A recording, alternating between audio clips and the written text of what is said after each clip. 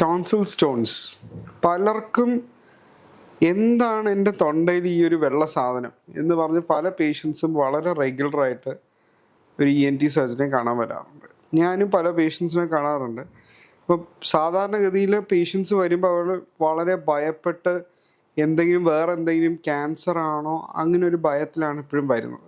Tonsil stones എന്ന് പറയുന്നത് വേറെ ഒന്നുമല്ല, നമ്മുടെ ഫുഡ് പാർട്ടിക്കിൾസ്, നമ്മൾ കഴിക്കുന്ന സാധനങ്ങൾ ടോൺസിൽസ് എന്ന ഗ്രന്ഥി അല്ലെങ്കിൽ ടോൺസിലർ ഗ്ലാൻഡിൻ്റെ ഇടയിൽ ഇങ്ങനെ പല ഗ്രൂവ്സ് ഉണ്ട്. അതായത് ഒരു ബോളായിട്ടല്ല അതിരിക്കുന്നത്, അതിന് പല ഗ്രൂവ്സ് ഉണ്ട്. ആ ഗ്രൂവ്സിൻ്റെ ഇടയിൽ കയറിയിരിക്കുന്ന ഫുഡ് പാർട്ടിക്കിൾസ് എല്ലാം കൂടെ അക്യൂമുലേറ്റ് ചെയ്തിട്ടുണ്ടാകുന്നതാണ് ടോൺസിലർ സ്റ്റോൺസ്. ഇത് അവോയ്ഡ് ചെയ്യാനായിട്ട് ഒന്ന് ഈ പറഞ്ഞ ഇടയ്ക്ക് കഴിക്കുന്ന ഭക്ഷണം, അതായത് സ്നാക്സ് കഴിക്കുന്നതിന് ശേഷം ഉള്ള മൗത്ത് വാഷിങ് വളരെ ഇമ്പോർട്ടൻ്റ് ആണ്.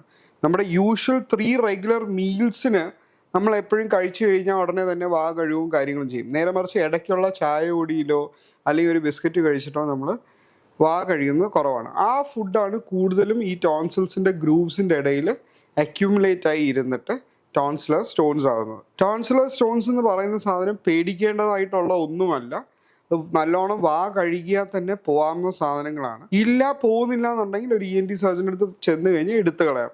ചിലർക്ക് ഇത് വളരെ അധികം ഒരു ബുദ്ധിമുട്ടുണ്ടാക്കുന്ന രീതിയിൽ വരാം.